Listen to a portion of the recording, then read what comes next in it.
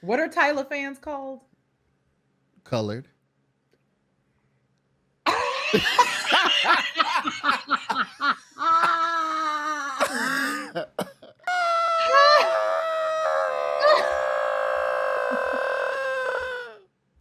Everybody's aware of this at this point.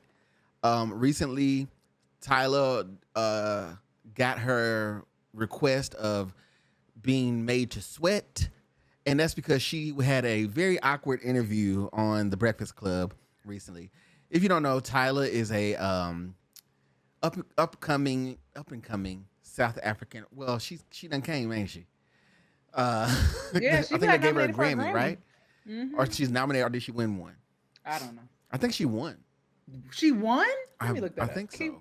Carry on. I'm looking it up. I'm not sure, but anyhow, so she was on a very awkward interview on the Breakfast Club because they wanted to ask her specifically about the controversial topic of South Africans who identified.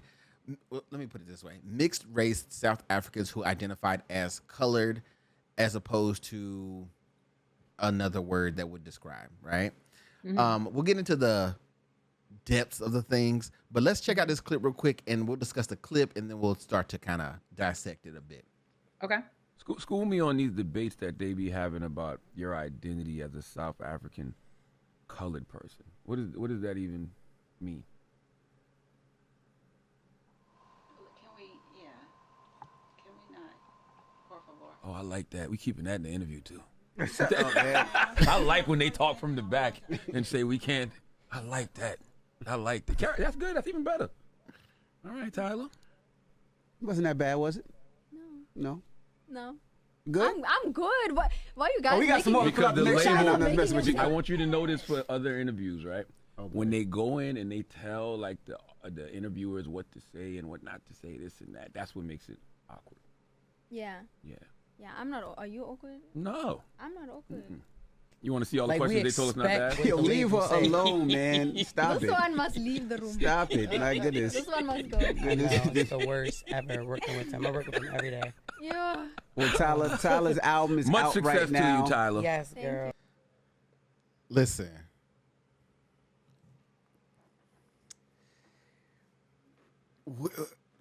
Awkward was she was awkward, completely out of her element, completely. Here's my honest opinion on the whole thing. Okay, I truly feel like you would have gotten more mileage out of having a PC bland answer to the question prepared and ready to go versus turning around and seeing if you can get the green light or what you should do next. It seems as though you don't have a brain of your own, that you can't articulate what it is, that you're avoiding a teachable moment, that you are being controlled, that you don't have a voice. It's very you miss an opportunity to educate others. And if you listen to the question that Charlemagne proposed, he said, "School me on what this means." It wasn't, "Why are you saying this? Why do you feel this way?" Right. Could you take a moment to ask us about? And then also, is her management team, is somebody Spanish? What was the por favor for? To be cutesy. Who's You know, my reaction to that, and honestly, a lot of these interviews nowadays, but specifically this, since we're talking about this, is bring back artist development. When you have these artists out here and you set them up for interviews on arguably the biggest platform, you know, for the audience that she's trying to reach, and she's not prepared to answer the question, you're just going to ignore it. She didn't even have a witty comeback or something fun. Nothing. Like, everything about this was awkward. Bring back artist development. Yeah. That's what makes a star. Yes, you can have a hit on TikTok, a hit on Instagram or whatever. But the makings of a star is to be able to sit in an interview like this and make that interview your interview. The opportunity was for Tyla to make this about Tyla, not to make it about Charlemagne. Now it becomes about Breakfast Club and how you had this awkward interview. And now this is always going to live, as opposed to you being prepared and being developed as an artist and making this a moment for you. Yeah. And then there was an alleged statement that was released. The reason I say alleged is I do not feel like she said this. I feel like it was prepared after the fact. I don't think that she could have said this. Hold on, let me pull up the statement real quick. What I do? You put your glasses on. We serious. All right, come on, journalism. In the statement that was posted or sent out or whichever, they claim that Tyla says, "You guys never denied my blackness. I don't know where that came from. I'm mixed with Black, Zulu, Irish, Mauritian, Indian, and colored. In South Africa, I would be classified as a colored woman. In other places, I would be classified as a black woman." Reading it as it's listed. Race is classified differently in different parts of the world. I don't expect to be identified as colored outside of South Africa by anyone not comfortable doing so, because I understand the weight of that word outside of South Africa. But to close this conversation, I'm both colored in South Africa and a black woman. As a woman, for the culture, it's and not or. With that being said, Asambe, why couldn't you say that on the mic? Why are we releasing a statement after the interview? The statement is going to get buried after all these clips of the interview. Your team should know better than this. Again, bring back artist development. Why were you not prepared? You know, anything that you release after a viral clip is never going to go as viral as the viral clip. And then here's the thing too. Let's normalize some of these artists not being as savvy in other aspects. Ooh. You have some artists who sound great in the studio. You go and see them live, they sound a mess. Doesn't mean you're not a good artist. You're just great in the studio. Everybody's not meant to be out there doing a world tour with choreography and everything like that, you know? Facts. So some of your artists that you are pushing don't need to go on these platforms where they are meant to answer questions beyond yes and no. Correct. So she's been awkward in other interviews as well, to be honest. This is not her first time, sort of skating around. And it comes to me, it seems like they pushed her before she was ready. Again, lack of artist development, like you said. But then there's also the deeper conversation that could have been had. You're arguably right now the most visible on an international level right now, the most visible colored woman, okay? You have a chance to build a bridge and make a connection on a platform that not a lot of people even get on. And you had a chance to speak up for people to sort of build that connection. I do it all the time. I personally know friends, have people that I talk to on a regular basis who understand that they are colored in South Africa, and they're fine with that. We talk about it. We agree to disagree, whatever. My personal thing is this, and then you can let me know what you think, is I think that it does a disservice to us being Black people globally, no matter where you're from. I think it does a disservice to us to not be more homogenized, because when we get to a point where we are all agreeing that this is what it is, then we tend to get more, there's more of a forward motion out of it, right? This is why America can't progress in many aspects that it should already be well past, because you have multiple ethnic groups, multiple races, multiple cultures in this melting pot that's supposed to be, in harmony. But the truth of the matter is everyone has different goals. You do not see this when you go. Everybody's like, oh, I went to visit Japan and it was so technologically advanced and people did this and people operated this way. Homogenized society, like-minded goals. China runs their stuff a certain way, don't they? Right? You have these other countries who are able to get on one accord and say, hey, this is what it is. South Africans in South Africa are battling oppression all the time.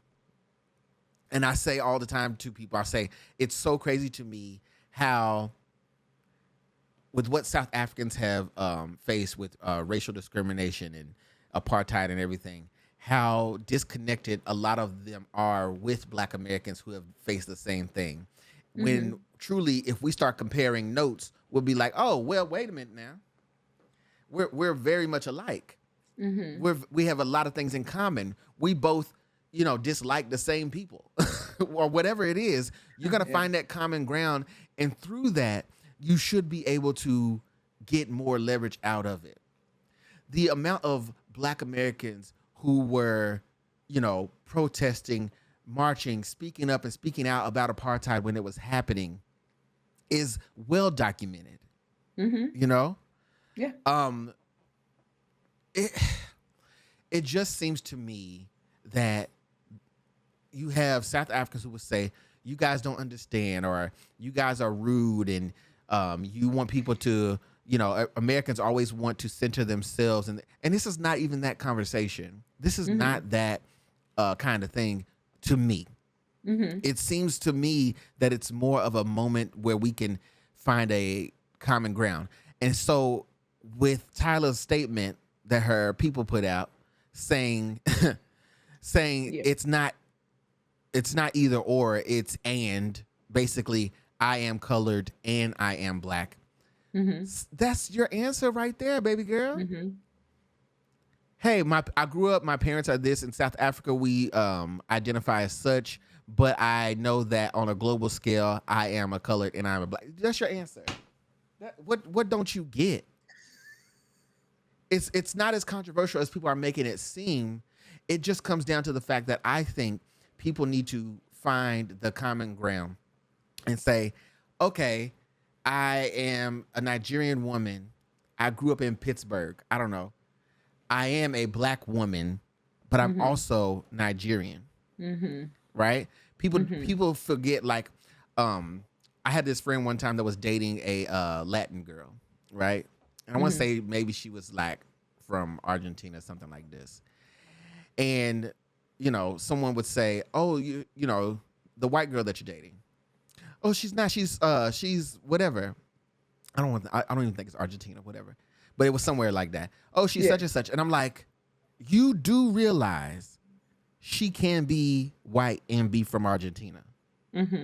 You do realize she can be Black and be from Argentina, right? That's not, race and nationality are different, categories, and people often conflate the two. Yes. What I want people to realize is that two things can be true at the same time.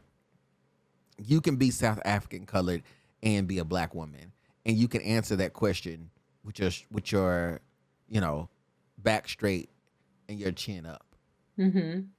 What do you think? That's loaded. Very, very loaded. It's not loaded. I laid it out. No, it's loaded. You laid it out, but it's loaded because I do think what you're saying is true. Yes. Yeah. But when it comes to Tyla, to relate this back to Tyla, I think we don't know how she was raised, right? We don't know if she grew up in a household where she was told, yes, you're colored and Black. We don't know. She wasn't. She wasn't. And that's what I'm saying. She so wasn't. Like I liken that to like a mixed race American person, right? Some mixed race American people grow up in a household where they are culturally Black. They grow up culturally Black. They know they have one white parent, one Black parent, but they grow up culturally Black, identifying as Black. Then you also have the reverse, right? It can happen both ways. So we don't know how Tyla grew up. And honestly, I don't know much about Tyla, but maybe she never really had to have these conversations until she was put. Correct. Until she was put on an international stage on a global level. She was not prepared for this conversation. She is not prepared for these conversations. People have been in her comments talking about her race since she started popping, and she's still not prepared for this. It's clear to me that she was not raised in a way where she's told you're affirmed in your Blackness, but you're also affirmed in being colored.